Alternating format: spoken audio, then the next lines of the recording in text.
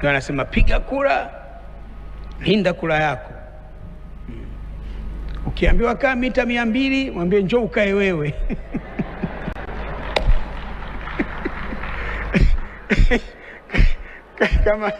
kama unapapenda hapa. Na kuna wengine wanasema Oktoba tunatiki. kumbe wako wengi hapa. Na wengine wanasema no reform, no election. Sasa kauli hizi ziko za namna mbalimbali. Lakini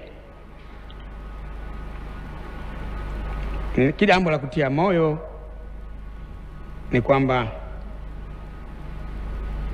na nachoweza kuambia Watanzania wenzangu, itakapofika wakati wa kupiga kura hiyo Oktoba kwa tarehe itakayotajwa na tume, akili za kuambiwa changanya na zako.